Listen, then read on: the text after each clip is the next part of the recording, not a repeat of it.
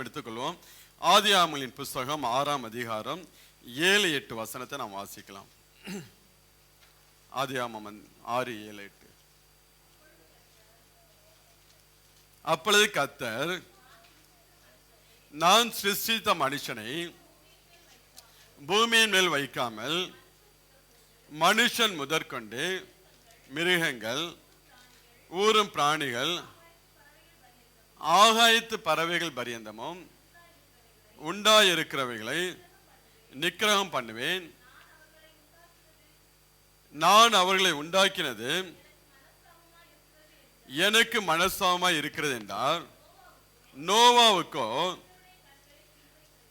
நோவாவுக்கோ கர்த்தருடைய கண்களில் கிருபை கிடைத்தது. ஒரு விசை கண்களை முடியும் இந்த வார்த்தைக்கான ஜெபிக்கலாம். எங்களை நேசிக்கிற நல்ல தகப்பனே, பார்மையான நாளுக்காக நன்றியோடு துதிக்கிற ஆண்டவரே, நன்றி சொல்லி ஆண்டவரே உடைய நாமத்தை நாங்கள் துதிக்கிறோம் ஆண்டவரே. அந்த நாளிலும் ஆண்டவரே நாங்கள் வாசிக்க கேட்டோம், நோவாவுக்கோ கர்த்தருடைய கண்களில் கிருபை கிடைத்தது ஆண்டவரே.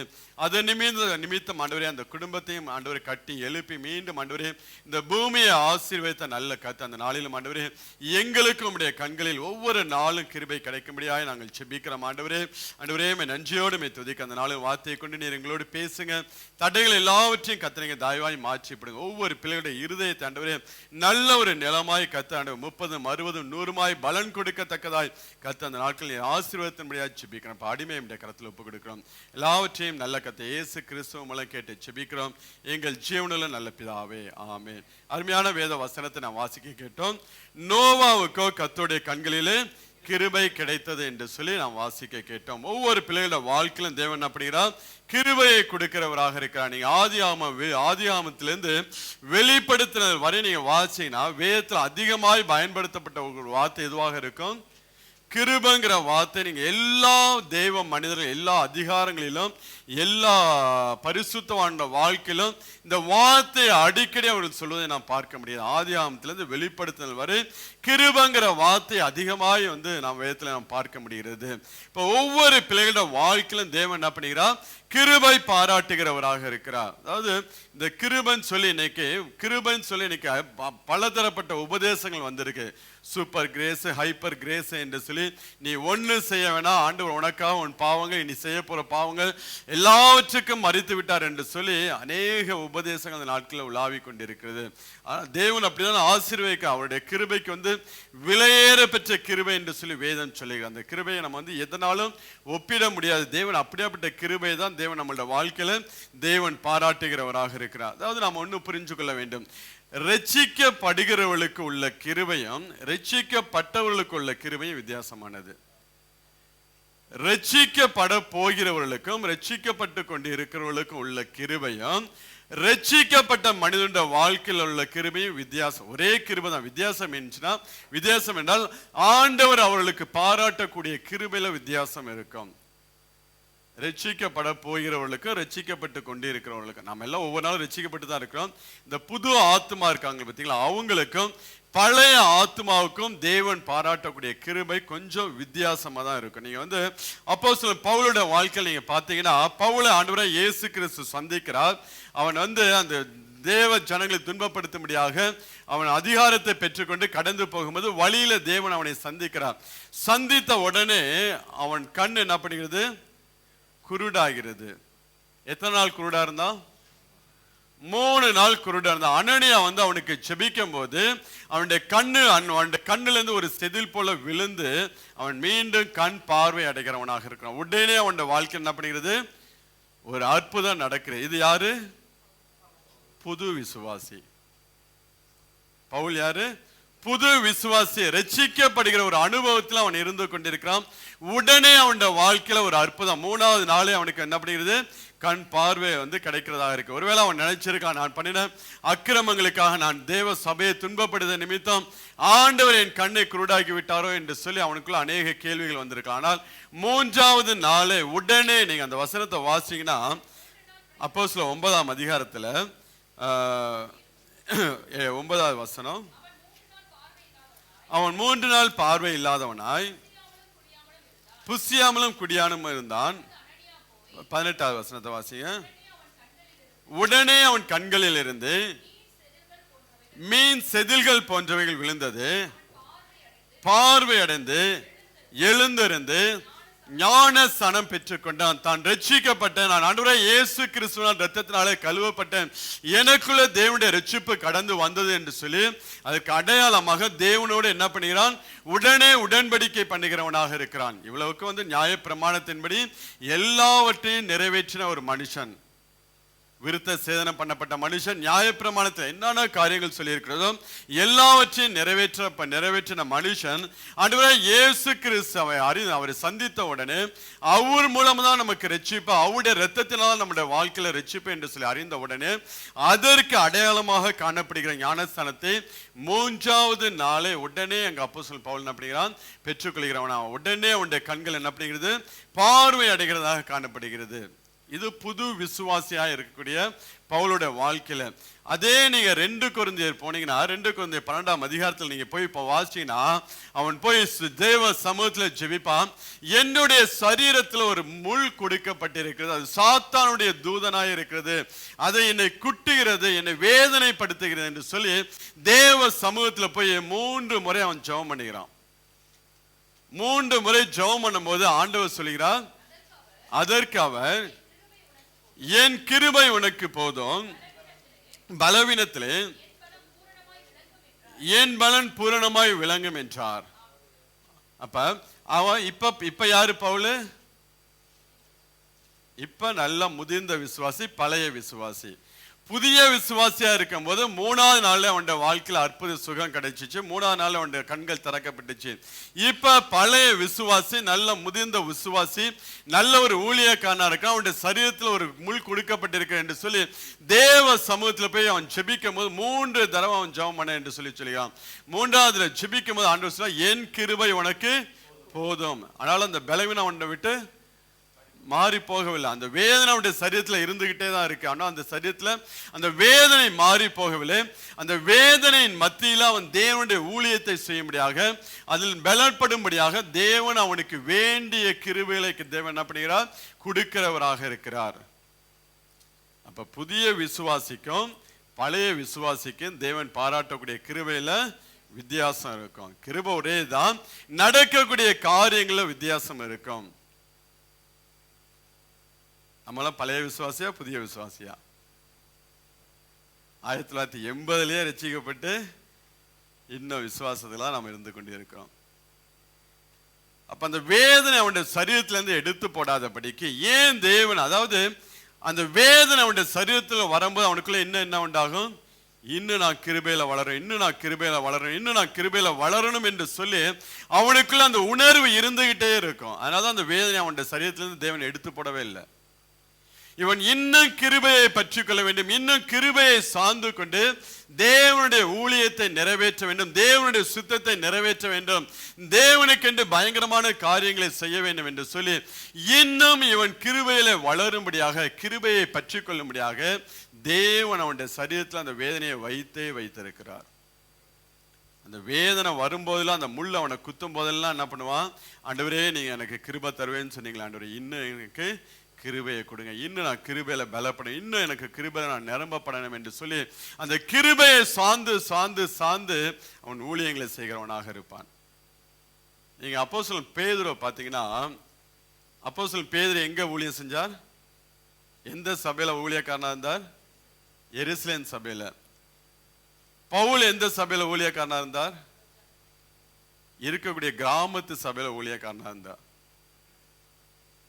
பவுல் ஊழியம் செய்தெல்லாம் கிராம பக்கமா புது விசுவாசிங்க இந்த மாதிரி இடத்துல போய் அவன் சபையை ஸ்தாபித்தான். பேதுரு என்ன பண்ணா, எருசலேம்ல போய் ஊழியம் செஞ்சான்.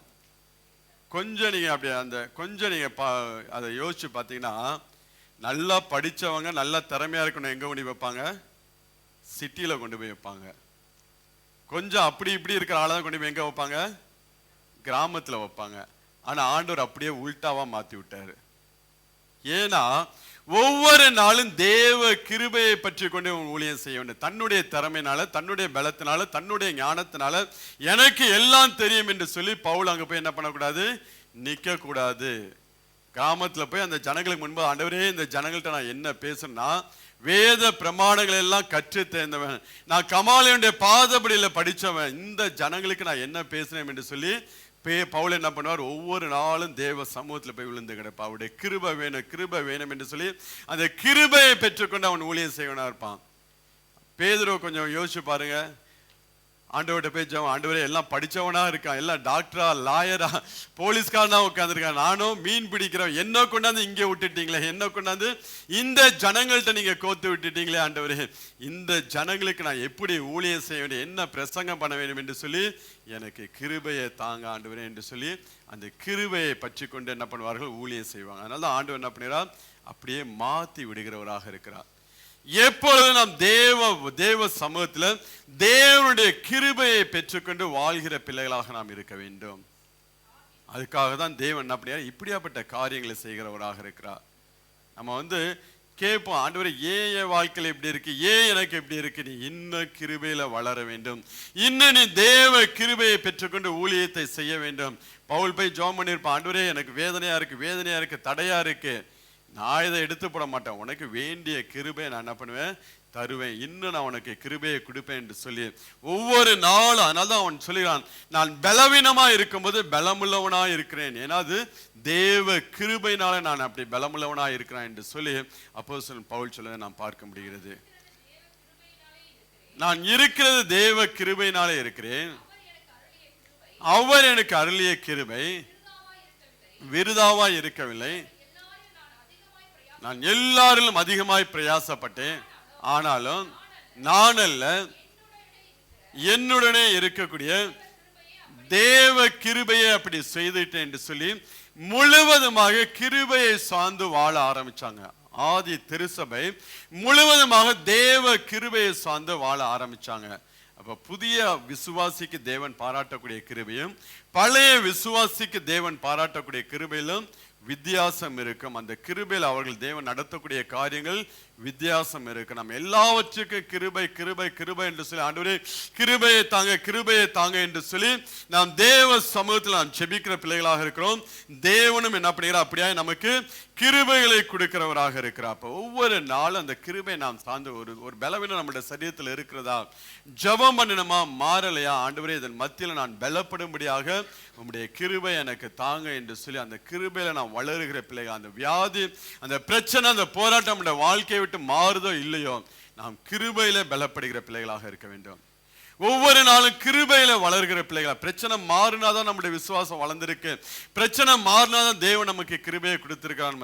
அதன் மத்தியில நின்று நான் தேவனுக்கு பிரியமான ஒரு வாழ்க்கை வாழ்றேன் பார்த்தீங்களா, அதுதான் பெரிய கிருபை, அதுதான் ஒரு ஜெயமுள்ள ஒரு வாழ்க்கை. அது அந்த வாழ்க்கைக்கு நேராக தேவன் என்ன பண்ண வேண்டும், நம்மளை நடத்த வேண்டும். இப்ப நம்ம ஒவ்வொரு பிள்ளைங்க ஒவ்வொரு பிள்ளைகளும் அவருடைய கிருபையை கொண்டுதான் ரட்சிக்கப்படுகிறார்கள். நீங்க வாசிச்சீங்கன்னா எபேசியர் 2ஆம் அதிகாரம் 5வது வசனத்தை நாம் வாசிக்கலாம்.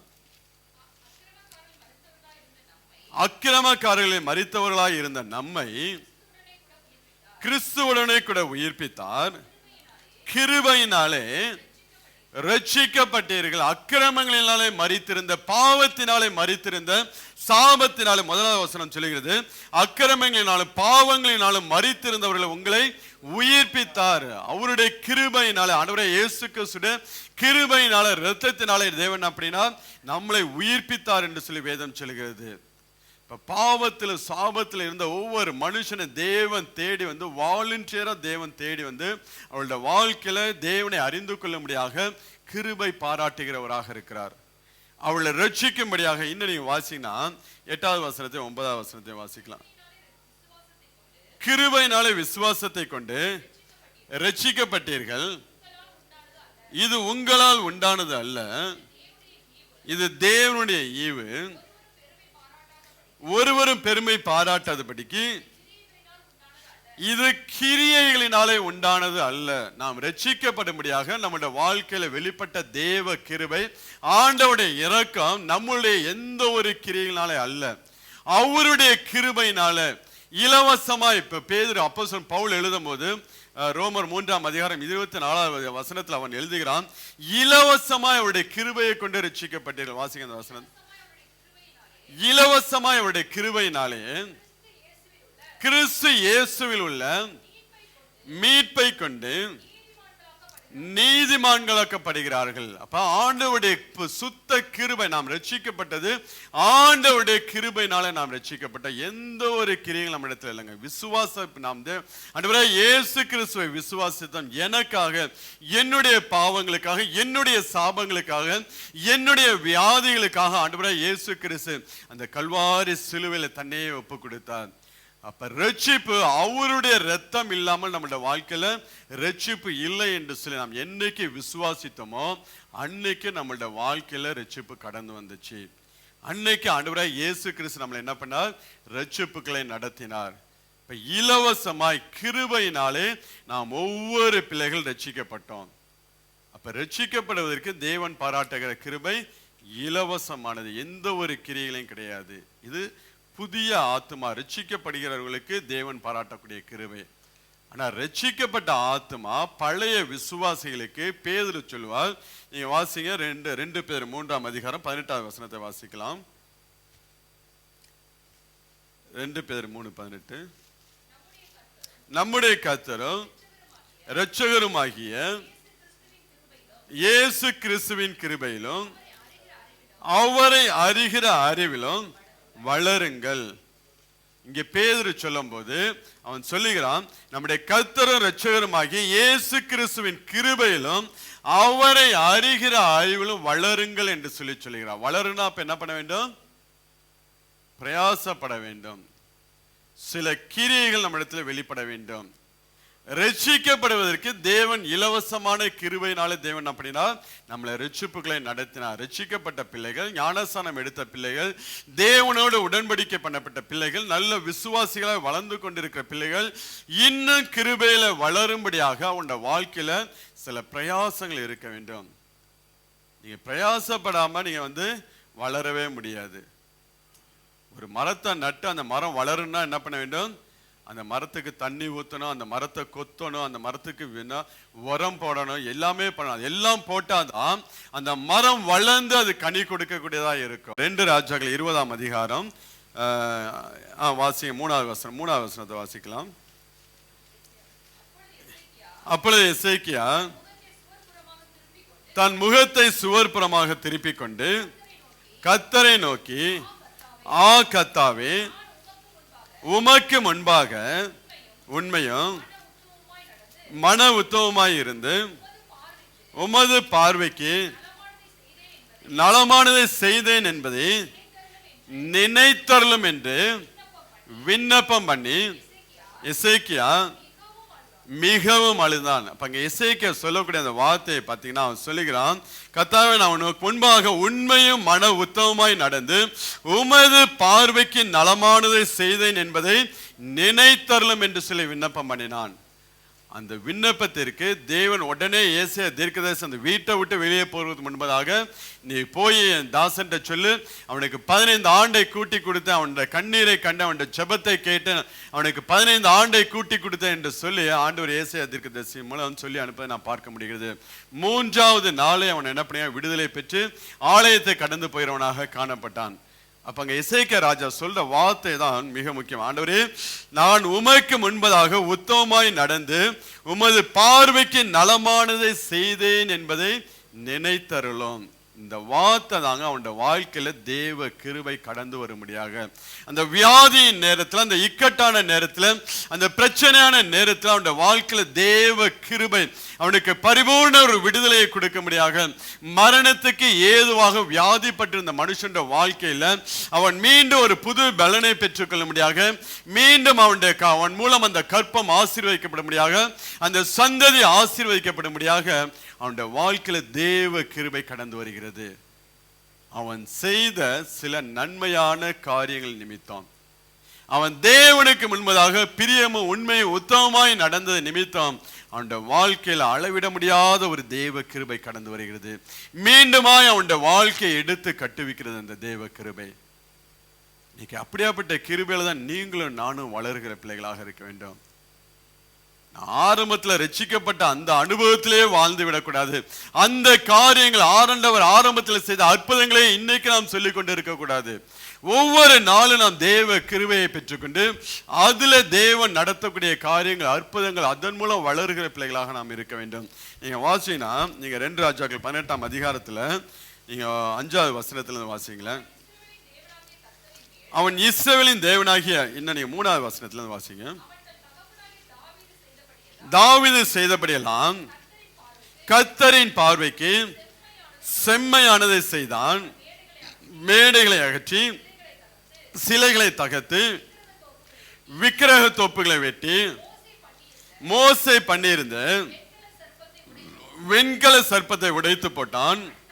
அந்நாட்கள் மட்டும் இஸ்ரவேல் புத்திரர் அவனுக்கு அதற்கு தூபம் காட்டி வந்த 6வது வசனம்,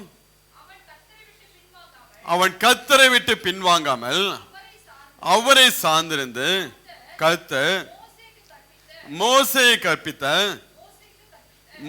கற்பித்த அவனுடைய கற்பனைகளை எல்லாம் கை கொண்டு நடந்தான். அவன் போகிற இடங்கள் எல்லாம் அவனுடைய காரியங்கள் எல்லாம் அனுகூலமாயிற்று.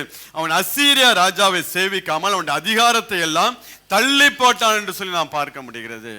எந்த ஒரு சத்துருவும் தன்னை ஆளுகை செய்யாதபடிக்கு முழுவதுமாக தேவன் தன்னை ஆளுகை செய்யும்படியாக தேவனுடைய ஆளுகைக்கு நேராக தன்னை விட்டு கொடுத்தான். விக்கிரக தோப்புகளை விடைத்து போட்டான். அந்த அந்த அந்த மோசே பண்ணின நிகுசான்கிற அந்த அந்த அந்த விக்கிரகத்தை என்ன பண்ண உடைத்து போட்டவனாக காணப்பட்டான். யாருமே அதை தொடலை. ஏன்னா மோசே பண்ணினது. தாவீது ராஜா முதற்கொண்டு அதை டச் பண்ணவே இல்லை. ஆனா அந்த எசேக்கியா ராஜா அது யாரு பண்ணினாலும் விக்கிரகம் தான் என்று சொல்லி அது மோசே பண்ணினாலும் மோசே அந்த ஒரு நாளுக்காக அதை பண்ணினான். ஆனா அந்த நாள் வரை அந்த இஸ்ரவேல் ஜனங்கள் அதையும் ஒரு பொருட்டாக எண்ணிக்கொண்டிருந்தார். ஆனால் அதை உடைத்து போட்டவனாக காணப்பட்டான். இப்படியாப்பட்ட கிருபை தான், இப்படியாப்பட்ட காரியங்கள் தான், இந்த கிரியைகள் தான் அவனுடைய வாழ்க்கையில மரணத்துக்கு ஏதுவாய் வியாதிப்பட்டிருந்த வாழ்க்கையில அவன் ஏறெடுத்த ஜெபத்திற்கு தேவனுடைய பெரிதான ஒரு கிருபை அவனுடைய வாழ்க்கையில கடந்து வந்துச்சுங்க. மீண்டுமாய் மறுபடியும் அவனுடைய குடும்பம் கட்டப்படும்படியான ஒரு கிருபை அவனுடைய வாழ்க்கையில கடந்து வந்ததை நாம் பார்க்க முடிகிறது. இப்ப தேவ பிள்ளைகளா, அதனால்தான் பேதுரு சொல்லும் போது சொல்லுகிறார், நீங்கள் அவர் அறிகிற அறிவிலும் அவருடைய கிருபையிலும் வளருங்கள் என்று சொல்லுகிறார். ஒவ்வொரு நாளும் இந்த கிருபையில் நாம் வளருகிற பிள்ளைகளாக இருக்க வேண்டும். அப்ப ரட்சிக்கப்படுகிறவர்களுக்கு தேவன் பாராட்டுகிற கிருபை இலவசமானது. எந்த ஒரு கிரியையும் இல்லாமல் இலவசமாய் பாராட்டுகிற கிருபையினாலே நாம் ஒவ்வொரு பிள்ளைகளும் ரட்சிக்கப்பட்டோம். அந்த கிருபையில கொஞ்ச நாள் நம்ம லைஃப் நல்லா ஓடி இருந்துருக்கோம். அதுக்கப்புறம் நம்ம ரட்சிக்கப்பட்டு ஞானஸ்தானம் எடுத்ததுக்கு அப்புறம் அந்த கிருபையில வளராமல் போனதுனாலதான் நம்மளோட வாழ்க்கையில் அப்படியே ஒரு தேங்கிய ஒரு அனுபவத்தில் நாம் நின்று கொண்டிருக்கிறோம். இன்னைக்கு நாம் நம்மளை ஒப்பு கொடுக்க வேண்டும். இப்ப நாம் பார்க்க போகிறோம், யாருக்கெல்லாம் ஆண்டவருடைய கிருபை அவங்களுடைய வாழ்க்கையில வெளிப்படும், யாருக்கெல்லாம் ஆண்டவர் கிருபையில கொடுக்கிறவராக இருக்கிறார் என்று சொல்லி ஒரு 3-4 மனிதர்கள் நாம் வந்து பார்க்க போயிருந்தோம். நம்ம வாசிச்ச அந்த ஆதியாகமம் 6ஆம் அதிகாரத்துல 8-9 வசனத்தை வாசிங்க. நோவாவுக்கோ கர்த்தருடைய கண்களில் கிருபை கிடைஞ்ச 9வது வசனம். நோவாவின் வம்ச வரலாறு. நோவா தன் காலத்தில் இருந்தவர்களுக்குள்ளே நீதிமானும் உத்தமனுமாய் இருந்தான். நோவா தேவனோடு சஞ்சரித்துக் கொண்டிருந்தான். ஏனோக்கை குறித்து வேதம் சொல்லுகிறது, ஏனோக்கு தேவனோடு சஞ்சரித்துக் கொண்டிருந்தான் என்று சொல்லி வேதம் சொல்லுகிறது. நோவாவை குறித்து வேதம் சொல்லுகிறது, இவன் தேவனோடு சஞ்சரித்துக் கொண்டிருந்தான் என்று சொல்லி.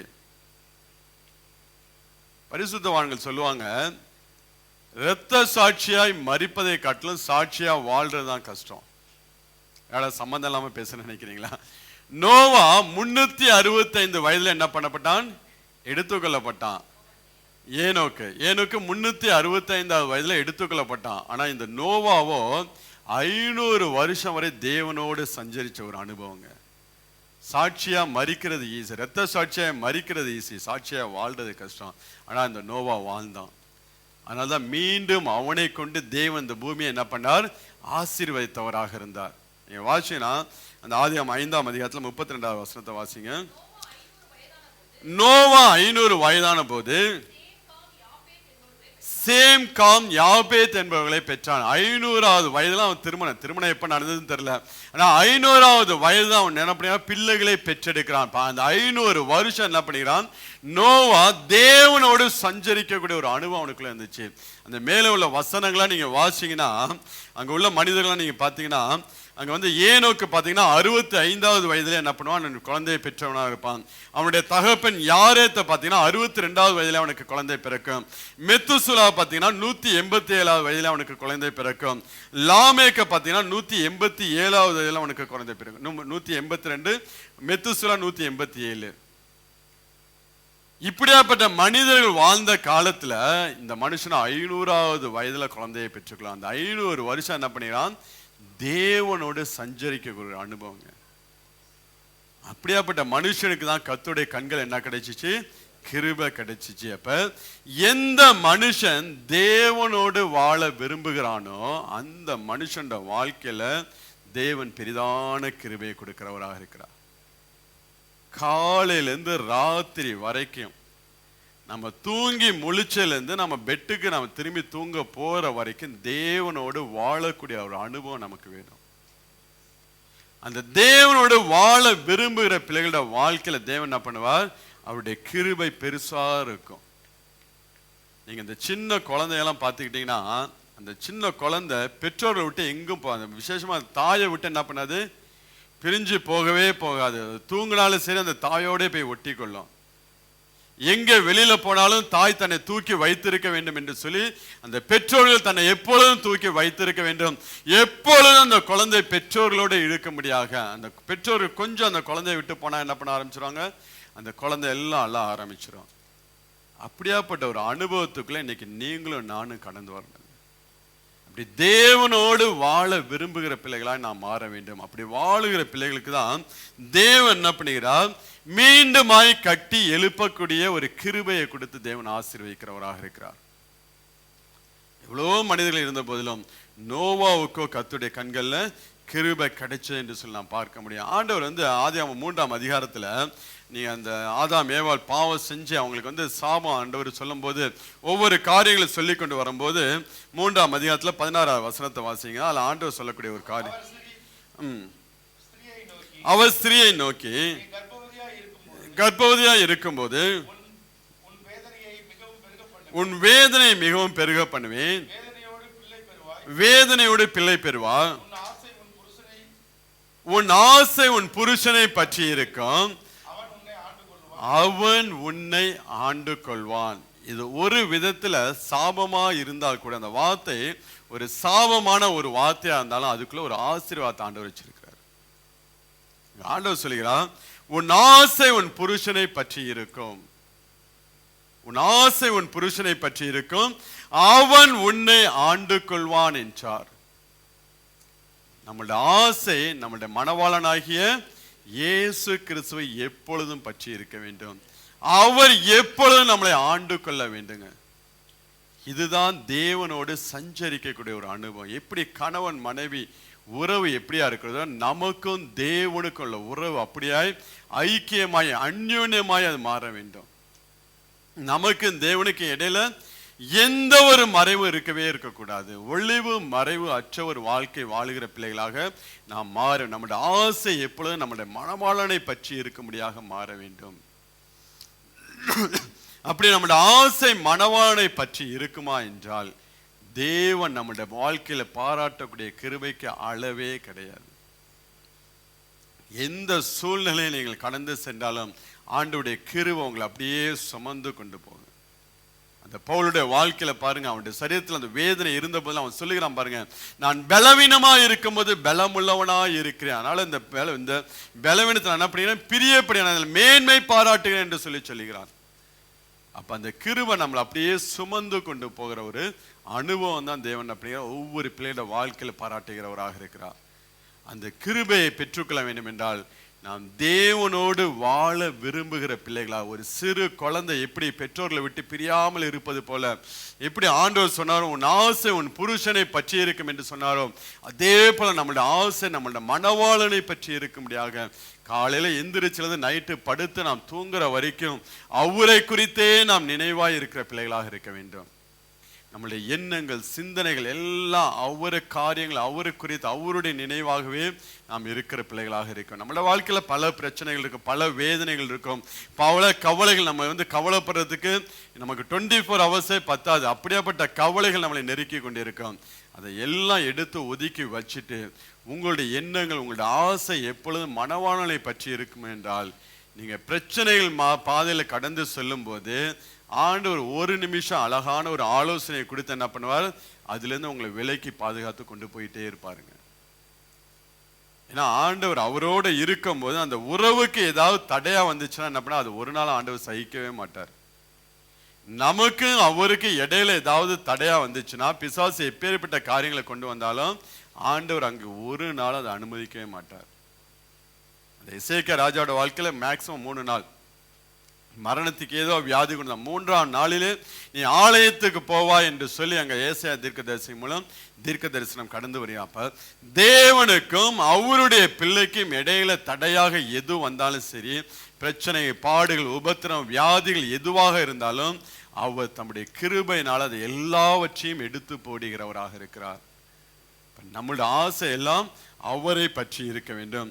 அவரோட கூட வாழ விரும்புகிற பிள்ளைகளாக நாம் இருந்தோம் என்றால் நம்மளுடைய வாழ்க்கையிலும் தேவன் அப்படியாப்பட்ட கிருபையை பாராட்டுகிறவராக இருக்கிறார். நீங்க அவரோட வாழ விரும்பணும்னா அங்க நோவாவை குறித்து சொல்லுகிறது. 9வது வசனத்துல, நோவா தான் காலத்துல இருந்தவர்களுக்குள்ள நீதிமானும் உத்தமனுமாய் இருந்தான் என்று சொல்லி வேதம் சொல்லுகிறது. இப்ப யாரால தேவனோடு வாழ முடியும்னா அவருடைய பிரமாணங்களை கை கொள்ளுகிற பிள்ளைகள்னால. நீங்க வாசிச்சா 1 யோவான் 5ஆம் அதிகாரம் 3வது வசனத்துல அங்க யோவான் சொல்லும்போது சொல்லுகிறார், 1 யோவான் 5:3, நாம் தேவனுடைய கற்பனைகளை கை கொள்வதே அவரிடத்தில் அன்பு கூறுவதாம், அவருடைய கற்பனைகள் பாரமானவைகளும் அல்ல என்று சொல்லி சொல்கிறார். இப்ப நாம் தேவனோடு வாழ விரும்புகிற பிள்ளைகளாக இருந்தோம் என்றால், அவரிடத்தில் அன்பு செலுத்துகிற பிள்ளைகளாக இருந்தோம் என்றால், அவருடைய கற்பனைகளை நாம் கை கொள்ளுகிற பிள்ளைகளாக இருக்க வேண்டும். அதுதான் நோவா. அவன் உத்தமனும் அவன் நீதிமானுமாய் இருந்தான் என்று சொல்லி வேதம் சொல்லி தேவனுடைய பிரமாணங்களின்றி வாழ்கிறவனாக காணப்பட்டான். அதனால்தான் தேவன் அவனுடைய வாழ்க்கையில அளவில்லாத கிருபை, இந்த முழு உலகம் அழிவுக்கு நேராக வைக்கப்பட்டிருந்த போதிலும் அவனையும் அவன் குடும்பத்தையும் தேவன் அப்படிங்கிறார் பாதுகாக்கிறவராக, அந்த பேழைக்குள்ள வைத்து அவனை பாதுகாக்கிறவராக இருந்தார். இன்றைக்கு தேவன் நம்மளுடைய வாழ்க்கையில் அப்படிப்பட்ட கிருபை பாராட்ட வேண்டும் என்றால் அவரோடு வாழ விரும்புகிற பிள்ளைகளாக நாம் இருக்க வேண்டும். அதனால்தான் அதிகாலையில் எழுந்து நாம் முதலாவது தேவனை தேடுகிற பிள்ளைகளாக இருக்க வேண்டும். அதிகாலையில் என்னை தேடுகிறவர்கள் என்னை கண்டடைகிறார், காலைதோறும் என்னுடைய கிருபை புதிதாக இருக்கு என்று சொல்லி வேதம் சொல்லி அந்த காலை தோறும் அந்த புதிதாக கிடைக்கக்கூடிய கிருபையை நாம் பெற்றுக்கொள்கிற பிள்ளைகளாக இருக்க வேண்டும். அதே போல நைட்டு நாம் பெட்டுக்கு போகும்போது நாம் படுத்து தூங்கும் போதும் என்ன சிந்தனைகள் வந்தாலும் எல்லாவற்றையும் எடுத்து போட்டு தேவனை குறித்த ஒரு நினைவோடு நாம் தூங்குற பிள்ளைகளாக இருக்க வேண்டும். நான் ஏற்கனவே சொன்னது போலதான், நீங்க படிப்பதற்கு முன்பதாக வேத வசனத்தை வாசித்து அந்த வார்த்தைகளை தியானம் பண்ணிக்கொண்டே நீங்க அப்படியே தூங்குற பிள்ளைகளா இருங்களேன். நீங்க என்ன வசனத்தை தியானம் பண்ணீங்களோ அதே வசனத்தோடு தேவன் சொப்பனத்துல உங்களோட பேசுவார். அதே வார்த்தையை கொண்டு தேவன் உங்களோட பேசுவார். அந்த உங்களோட வாழ்க்கைக்கு உண்டான ஆலோசனை அந்த வேத வார்த்தையிலிருந்து தேவன் உங்களுக்கு கொடுக்கிறவராக இருக்கிறார். அதனால படுக்கும் போது தயவு செய்து தேவையில்லாத எண்ணங்கள் சிந்தனைகளுக்கெல்லாம் நீங்க இடம் கொடுக்காதீங்க. தேவனை குறித்து அந்த எண்ணங்கள் சிந்தனையோடு நீங்க தூங்க ஆரம்பிச்சினா உங்க தூக்கமும் உங்களுக்கு இன்பமா இருக்கும். எந்திரிக்கும் போது சமாதானமா எந்திரிப்போம். சில பேர்லாம் எந்திரிச்சாங்கன்னு வச்சா அலறி அடிச்சு 10 பேரோட தூக்கத்தை கலைச்சுதான் எந்திரிப்பான், மிரண்டு போய் எந்திரிப்பாங்க. ஏதாவது சொப்பனம், ஏதாவது தேவையில்லாத சொப்பனத்தை பார்த்து பயந்து மிரண்டு எந்திரிச்சு பேயறிஞ்ச மாதிரி உட்கார்ந்துருப்பாங்க. அப்படிலாம் உட்காரக்கூடாது. நம்ம நல்லா படுக்கும் போது நம்மளுடைய எந்த சிந்தனைகள் எல்லாம் தேவனை குறித்து இருக்க வேண்டும். அப்படி இருக்கும்போது தேவன் நம்மளோட சொப்பனங்களோட தரிசனங்களோட தேவன் என்ன பண்ணுகிறார், பேசுகிறவர். அவரோடு வாழ விரும்புகிற பிள்ளைகளுக்கு, அவரோடு சஞ்சரிக்கிற பிள்ளைகளுக்கு தேவன் என்ன பண்ணுகிறார், கிருபை பாராட்டுகிறவராக இருக்கிறார். ரெண்டாவது நீங்க பாத்தீங்கன்னா தேவ திட்டத்தை சுமக்கிற பிள்ளைகளுக்கு என்ன பண்ணுகிறார், அவர் கிருபை பாராட்டுகிறவராக இருக்கிறார். நமக்கு நல்லா தெரிஞ்ச சம்பவம் தான். லூக்கா 1ஆம் அதிகாரத்துல 28வது வசனத்தை நாம் வாசிக்கலாம். மரியாள் அந்த அம்மாவை குறித்து அங்க தேவதூதன் சொல்லக்கூடிய காரியம் வாசிங்க. 1:28. அவள் இருந்த வீட்டில் தேவதூதன் பிரவேசித்து, கிருபை பெற்றவளே வாழ்க, கர்த்தர் உன்னுடனே இருக்கிறார், ஸ்திரீகளுக்குள்ளே நீ ஆசீர்வதிக்கப்பட்டவள் என்று சொல்லி அங்க தேவதூதன் மரியாளை அங்கே வாழ்த்தி ஆசீர்வதிப்பதை நான் பார்க்க. அவன் சொல்லக்கூடிய வார்த்தை கிருபை பெற்றவளே.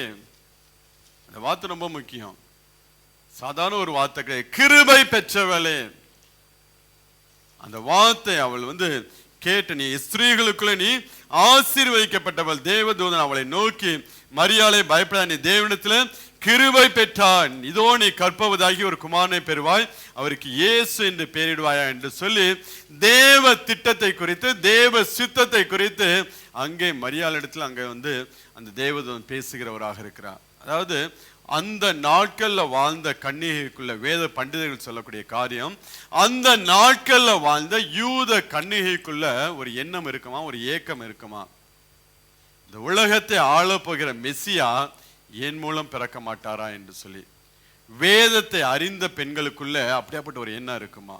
ஏன்னா ஸ்திரீகளுக்குள்ள கன்னிகையின் வயிற்றில் அவர் பிறப்பா. ஒவ்வொரு கன்னிகைக்குள்ளும் அப்படியாப்பட்ட ஒரு எண்ணம் இருக்குமா? மெஸ்ஸியா என்னுடைய வயிற்றின் மூலம் பிறக்க மாட்டார், என்னுடைய கற்பத்தின் மூலம் அவர் வெளிப்பட மாட்டாரா என்று சொல்லி அநேகருக்குள்ள அநேக எண்ணங்கள் இருந்துச்சாம்.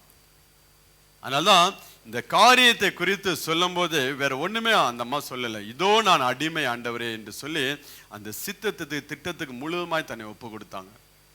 வேற ஒண்ணுமே சொல்ல. இதே நீங்க மோசேயை பாருங்களேன், இங்க தேவ தூதன் தான் என்று சொல்லுகிறார். ஆனா முச்சடியில தேவனே மோசேக்கு தரிசனமாகிறார். தேவனே தரிசனமாகி அவருடைய திட்டத்தை எல்லாம் சொல்லுகிறான். இந்த ஜனங்களை நான் விடுவிக்கும்படியாக, அவருடைய கூக்கள் நான் கேட்கவே கேட்டு அவர்களை விடுதலையாக்கும்படியாக நாங்கள் இறங்கினோம் என்று சொல்லுகிறார்கள். எல்லாவற்றையும் சொல்லி, நான் உன்னை கொண்டு நான் அவர்களை ரட்சிப்புக்கு நடத்து, அவர்களை பாலும் தேனும் ஓடுகிற கானான் தேசத்துக்குள்ள நான் அவர்களை கொண்டு வந்து ஆசீர்வதிப்பேன் என்று சொல்லி மோசேட்ட எல்லா காரியங்களும் சொன்ன உடனே மோசே என்ன பண்ணுகிறார்? ஆண்டவரே, வேற யாராவது அனுப்ப உனக்கு சித்தமா இருந்தால் வேற யாரும் அனுப்ப என்ன விட்டுருங்கிறாப்ல. ஆனா அந்த மரியாள் பாருங்க, அந்த காரியத்தை சொன்ன உடனே அந்த தாய், இதோ நான் அடிமை, உமக்கு உம்முடைய சித்தத்தின்படி என்னை நீ நடத்தும் என்று சொல்லி அந்த தேவ திட்டத்துக்கு தன்னை முழுவதுமாக விட்டு கொடுக்கிறவளாக இருக்கான். இப்ப எந்த ஒரு மனுஷன் தேவ திட்டத்தை, தேவ சித்தத்தை சுமக்கிறவனாக இருக்கிறானோ அவனுடைய வாழ்க்கையில தேவ கிருபை, அளவில்லாத தேவ கிருபை தேவன் அவனுக்கு கொடுக்கிறவராக இருக்கிறார். அதனாலதான் எதுக்கு இந்த 5 பேரை எழுதி நீங்க ஜெபம் பண்ணுங்க, அவங்க ரட்சிக்கப்படுங்க, நீங்க பிரயாசப்படுங்க என்று சொல்லி உங்க கையில அந்த ஸ்லிப்பை கொடுத்துருக்கேன் பார்த்தீங்களா? உண்மையிலே அந்த ஸ்லிப்பை நீங்க உண்மை உத்தமமா ஒரு ஆத்ம பாரத்தோட நீங்க செஞ்சீங்கன்னா உங்க வாழ்க்கையில தேவ கிருபை பெருகுங்க. நீங்க அதை காண்பீங்க, உங்க கண்களால் அதை காண முடியும். நீங்க உண்மை உத்தமா பாரத்தோடு அந்த சகோதரர் ரட்சிக்கப்பட வேண்டும், இந்த குடும்பம் ரட்சிக்கப்பட வேண்டும் என்று சொல்லி நீங்க பாரத்தோட எழுதி வச்சு ஒவ்வொரு நாளும் உங்களுடைய கண்ணீர் அந்த ஸ்லிப்ல, அந்த ஒவ்வொருடைய பேரில் உங்க கண்ணீர் அவங்களுடைய ரட்சிப்புக்காக சிந்தும்படி நீங்க ஜெபம் பண்ணீங்கன்னா உங்க வாழ்க்கையில தேவ கிருபை பெருகும். ஏன்னா தேவ சித்தத்தை, தேவ திட்டத்தை நீங்க சுமந்து கொண்டு போகிற பிள்ளைகளா இருக்கிறீங்க. நீங்க அந்த 5 நபருக்கு நீங்க யாருன்னா, நீங்க தான் இயேசு கிறிஸ்துவை அவளுக்கு வெளிப்படுத்தக்கூடிய ஒரு மரியாளாக, ஆண்டவரே இயேசு கிறிஸ்துவோட தாயாக நீங்க நின்று கொண்டிருக்கிறீங்க. நீங்க தான் பிரசவ வேதனைப்பட்டு அந்த ஆத்துமாக்குள்ள இயேசு கிறிஸ்துவை பிறப்பிக்க செய்ய வேண்டும். அந்த ஆத்துமாக்குள்ள இயேசு கடந்து போகும்படியாக நீங்க பிரசவ வேதனைப்பட வேண்டும். எந்த மனுஷன் தேவ சித்தத்தையும் தேவ திட்டத்தையும் சுமந்து கொண்டு போகிறானோ அவனுடைய வாழ்க்கையில அளவில்லாத தேவ கிருபை, அந்த அளவில்லாத தேவ கிருபை என்ன பண்ணும் என்றால், நீங்க வாசிங்கன்னா இந்த லூக்கா 1ஆம் அதிகாரத்துல 35வது வசனத்தை வாசிங்க, 34, 35 வாசிங்க. அதற்கு மரியாள் தேவ தூதனை நோக்கி, இது எப்படி ஆகும்? புருஷனை அறியனே என்றால் தேவ தூதன் அவளுக்கு பிரதியுத்தரமாக, பரிசுத்த ஆவி உன்மேல் வரும்போது உன்னதமானவருடைய பலன் உன்மேல் நிழலிடும், ஆதலால் உன்னிடத்தில் பிறக்கும் பரிசுத்தம் உள்ளது தேவனுடைய குமாரன் எனப்படும். அப்ப கிருபை பெற்றவளே என்று சொல்லி அந்த தேவ தூதன் அங்க மரியாதை வாழ்த்தும் போது அங்க தேவ தூதன் எப்படி ஆகும் என்று சொல்லும் போது உன்னத பலன் உன்மேல் வரும் என்று சொல்லி சொல்கிறார். உன்னதமானுடைய பலன் உண்மையில நிழலிடும் என்று சொல்லி அங்க சொல்லுகிறார். தேவ கிருபையை பெற்ற பிள்ளையோட வாழ்க்கையில ஆவியின் அபிஷேகம் அளவில்லாமல் ஊற்றப்படுங்க. உன்னதமானவருடைய பலன் அவர்களை நிரப்பிக்கொண்டே இருக்கும். அபிஷேகத்தில் வாழக்கூடிய அனுபவம், அபிஷேகத்தில் ஒவ்வொரு நாளும் நடக்கக்கூடிய ஒரு அனுபவத்துக்கு நேராக என்ன பண்ணுவார்? தேவன் அவர்களை ஆசீர்வதிக்கிறவராக இருக்கிறார். கிருபை பெற்ற மரியாளிடத்துல தேவ பலன் கடந்து வந்துச்சு. தேவனுடைய ஆவியானவர் அவன் மேல கடந்து வந்து அவளை நிரப்புகிறவராக காணப்பட்டார். இன்றைக்கு அப்படியாப்பட்ட ஒரு அபிஷேகத்துக்கு நேராக நாம் கடந்து சொல்ல வேண்டும் என்றால் நம்மளுடைய வாழ்க்கையில தேவ கிருபை பெறுகிற பிள்ளைகளாக இருக்க வேண்டும். அந்த தேவ கிருபை நாம் பெருக பெருக வளர வளர வளர நமக்குள்ள அபிஷேகம் என்ன பண்ணும்? வளர்ந்துகிட்டே இருக்கும். இந்த அபிஷேகத்துல வளர ஆரம்பிச்சோம்னா நம்மளோட வாழ்க்கையின் அனுபவமே வித்தியாசமா மாறும். நம்ம ஒரு சராசரி ஒரு மனுஷனாவே நம்ம வாழ மாட்டோம். தேவன் நம்மளை நடத்தக்கூடிய பாதைகள், தேவன் நம்மளோட பேச, தேவ சத்தத்தை கேட்கிற பிள்ளைகளா நம்மளை குறித்து, நம்மளுடைய பிள்ளைகளை குறித்து, நம்முடைய எதிர்காலத்தை குறித்தும், நம்மளை சுற்றி இருக்கக்கூடிய ஜனங்களை குறித்தும், நம்முடைய சபைகளை குறித்தும் தேவன் நம்மளோடு பேசுகிறவராக இருப்பார். வரும் காரியங்கள் என்னிடத்தில் கேளுங்கள் என்று சொல்லி ஆண்டவர் சொன்னார். வரக்கூடிய காரியங்கள், நடக்கக்கூடிய காரியங்கள் எல்லாவற்றையும் தேவன் நமக்கு என்ன பண்ணுகிறார்? வெளிப்படுத்துகிறவராக இருக்கிறார். அப்ப அந்த கிருபையில் நாம் ஒவ்வொரு நாளும் வளருகிற பிள்ளைகளாக இருக்க வேண்டும்.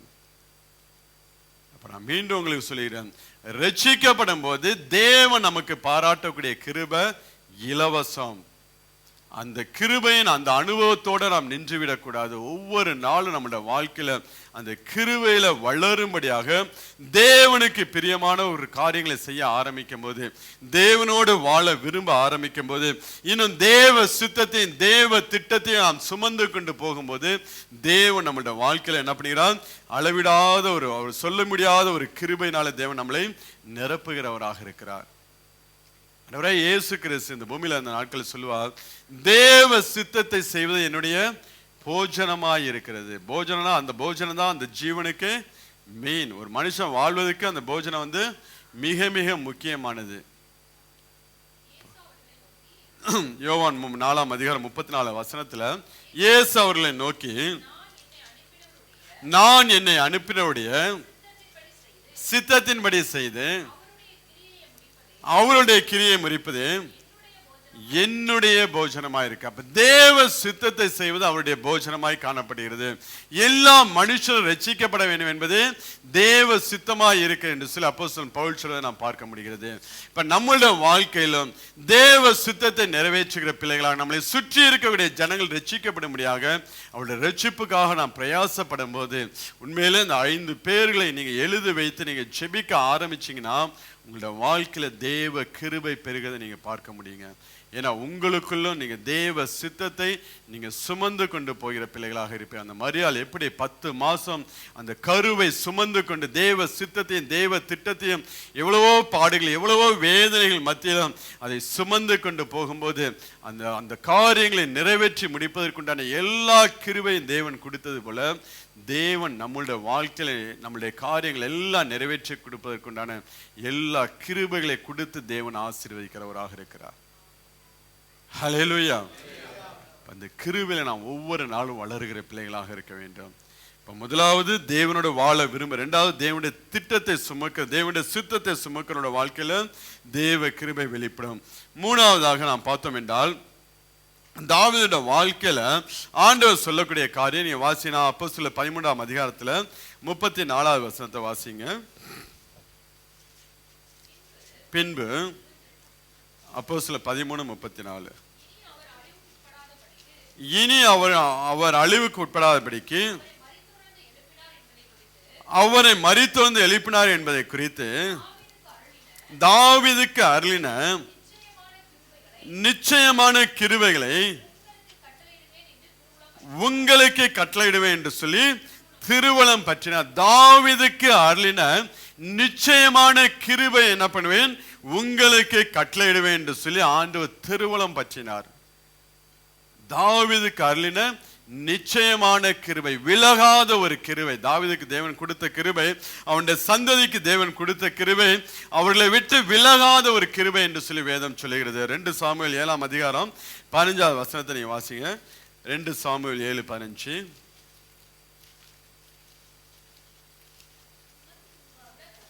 உனக்கு முன்பதாக நான் தள்ளிவிட்ட சவுலிடத்திலிருந்து என் கிருபையை விலக்கினது போல அவனை விட்டு விலக்க மாட்டேன். உன் வீடும் உன் ராஜ்யமும் என்றென்றைக்கும் எனக்கு முன்பதாக சிறப்பட்டிருக்கும் என்று சொல்லி சொல்லுகிறார். சவுலிடத்தில் நான் விலக்கினது போல உன்னுடைய சந்ததிக்கு முன்பதாக நான் என்ன பண்ண மாட்டேன், என் கிருபையை விட்டு விலக்க மாட்டேன் என்று சொல்லி அங்க தாவீதோடு ஆண்டவர் என்ன பண்ணுகிறார், அவர் வாக்குத்தத்தம் செய்கிறவராக இருக்கிறார். தாவீதோடு அவர் ஒரு உடன்படிக்கை செய்கிறவராக இருக்கிறார். நித்திய கிருபை, மாறாத கிருபை, விலகாத கிருபை உன் சந்ததியில வைத்து நான் ஆசீர்வதிப்பேன் என்று சொல்லி சொல்லுகிறார். ஏன் தாவீதுக்கு தேவன் அப்படியாப்பட்ட ஒரு கிருபையை கொடுத்தானா, தாவீதுடைய இருதயம் கொஞ்சம் வித்தியாசமானதுங்க. மற்ற மனிதர்கள், மற்ற ராஜாக்களுடைய இருதயத்தை காட்டிலும் தாவீதுடைய இருதயம் வித்தியாசமான ஒரு இருதயம். அதனால தேவன், நீங்க ராஜாக்கள் புத்தகத்தை வாசிக்கும் போது ஒவ்வொரு ராஜாக்களுக்கு அளவுக்குள் யாரை வச்சிருப்பாரு, தாவீதை வச்சிருப்பார். இவனுடைய இருதயம் தாவீதை போல உத்தமமாய் இருந்துச்சு, தாவீதை போல உத்தமமாய் இருக்கவில்லை என்று சொல்லி தாவீதை ஒரு அளவுகோலாக வைத்து தேவன் ஒவ்வொரு ராஜாக்களை ஆண்டவர் சொல்வதை நாம் பார்க்க முடிகிறது.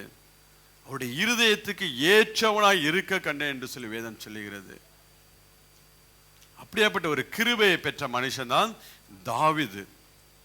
அப்ப அவனுடைய இருதயம் எப்படியாக காணப்பட்டுச்சு நீங்க பாத்தீங்கன்னா, நீங்க வாசிக்கலாம் 143ஆம் சங்கீதம் 10வது வசனத்தை வாசிக்கலாம். சங்கீதம் 143:10. உமக்கு பிரியமானதை செய்ய எனக்கு போதித்தருளும், நீரே என் தேவன், உம்முடைய நல்ல ஆவி என்னை செம்மையான வழியிலே நடத்துவாராக.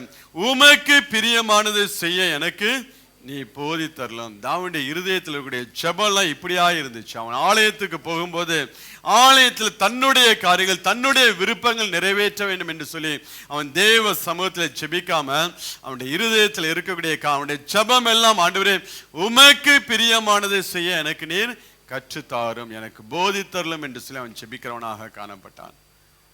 இப்ப தேவனுக்கு பிரியமான காரியங்களை செய்ய நாம் ஆரம்பித்தோம் என்றால் நம்முடைய வாழ்க்கையில மாறாத கிருபை, நிச்சயமான கிருபை, நித்திய கிருபையினாலே தேவன் நம்மளை என்ன பண்ணுகிறார், நம்மளையும் நம்மளுடைய சந்ததியும் தேவன் என்ன பண்ணுகிறார், நிரப்புகிறவராக இருக்கிறார். 1000 தலைமுறைக்கும் தேவன் என்ன பண்ணுகிறார், இரக்கம் செய்கிறவராக இருக்கிறார். அப்படியாப்பட்ட கிருபையை நாம் பெற்றுக்கொள்ள வேண்டும் என்றால் நம்முடைய விருப்பங்கள் நம்முடைய வாழ்க்கையில நிறைவேறுதோ இல்லையாங்க, அதெல்லாம் எடுத்து போடலாம். இதெல்லாம் ஒரு 60 வருஷம், ஒரு 70 வருஷத்துக்குள்ள காரியங்கள் மாத்திரம்தான். ஆனா தேவனுடைய விருப்பம் இருக்கு பார்த்தீங்களா, நித்திய காலமாய் அவருடைய சமூகத்தில் இருக்கக்கூடிய காரியங்கள். நம்ம என்ன பண்றோம், இந்த 70 வருஷ வாழ்க்கைக்கு உண்டான எல்லா காரியத்துக்காக நம்ம என்ன பண்ணுகிறோம், அதையே நாம் விரும்பி, அதுவே நம்மளுடைய ஜெபமாய், அதுவே நம்மளுடைய கண்ணீராய் மாறி எல்லாம் அதுவாக மாறுகிறது. அதையெல்லாம் விட்டுட்டு தேவனுக்கு என்ன பிரியம், தேவனுக்கு என்ன விருப்பம் என்று சொல்லி அவருடைய காரியத்தை நாம் நம்மளுடைய வாழ்க்கையில சுமக்க ஆரம்பித்தோம் என்றால், அவருடைய இதய துடிப்பின்படி நாம் வாழ ஆரம்பித்தோம் என்றால், தேவன் நமக்கு நித்திய கிருபையினாலே தேவன் நம்மளை நிரப்புகிறவராக இருக்கிறார். நம்மளுடைய ஆசீர்வாதங்களுக்காக நம்ம அங்கு இங்கும் ஓடி போக வேண்டிய அவசியமே கிடையாதுங்க. இந்த மாசம் 1ஆம் தேதி இந்த அதிகாலை ஜெபத்துல தேவன் கொடுத்த வார்த்தையின்படி தேவன் அப்படி 7ஆம் நாள் அவர் ஓய்ந்திருந்து அந்த நாளை ஆசீர்வதித்து அதை பரிசுத்தப்படுத்தினார் என்று சொல்லி நாம் பார்க்க முடிகிறது. இப்ப தேவன் நம்மளுடைய வாழ்க்கையிலும் அவருடைய கிரைகள் எல்லாம் நிறைவேற்றி நம்மளை ஆசீர்வதித்து நம்மளை பரிசுத்தப்படுத்துகிறவராக இருக்கிறார்.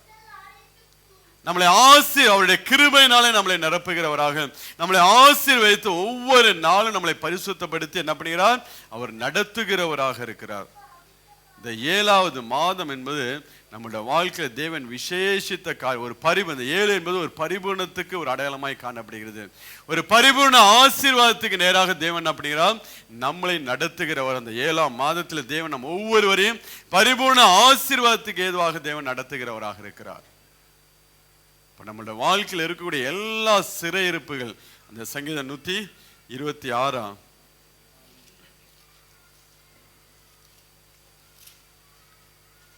126 சங்கீதத்தில் அங்க சொல்லுகிறான், சீயோனின் சிறையிருப்பை கர்த்தர் திருப்பும் போது சொப்பனம் காண்கிறவர்களைப் போல இருந்தோம்.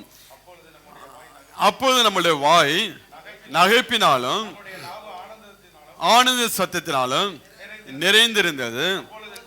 அப்பொழுது கர்த்தர் இவர்களுக்கு பெரிய காரியங்களை செய்தார் என்று புற ஜாதிகளுக்குள்ளே சொல்லிக் கொண்டார்கள். கர்த்தர் நமக்கு பெரிய காரியங்களை செய்தார், இதன் நிமித்தம் நாம் மகிழ்ந்திருப்போம். உண்மையிலே கர்த்தர் நம்மளுடைய வாழ்க்கை என்ன பண்ணுவார்? பெரிய காரியங்களை செய்கிறவராக இருக்கிறாருங்க. அந்த 7ஆம் நாள் அவர் ஆசீர்வதித்து அதை பரிசுத்தப்படுத்தினது போல இந்த 7ஆம் மாதத்தில் தேவன் நம்மளை ஆசீர்வதித்து நம்மளுடைய வாழ்க்கையில பெரிய காரியங்களை செய்து நம்மளை பரிசுத்தப்படுத்தி ஒரு பரிபூர்ண ஆசீர்வாதத்துக்கு நேராக தேவன் நம்மளை நடத்துகிறவராக இருக்கிறார். அப்ப அந்த கிருபையை நாம் பெற்றுக்கொள்ள, நித்திய கிருபை, நிச்சயமான கிருபை, நம்மளை விட்டு விலகாத ஒரு கிருபை, நம்முடைய சந்ததியை விட்டு விலகாத ஒரு கிருபை நாம் பற்றிக்கொள்ள வேண்டும் என்றால் அவருக்கு பிரியமானதை செய்யும்படியாக நாம் நம்முடைய இதயத்தை தேவ கரத்தில் ஒப்பு கொடுக்க வேண்டும். எதை செய்தாலும் கர்த்தருக்கென்று நாம் செய்கிற பிள்ளைகளாக இருக்க வேண்டும்.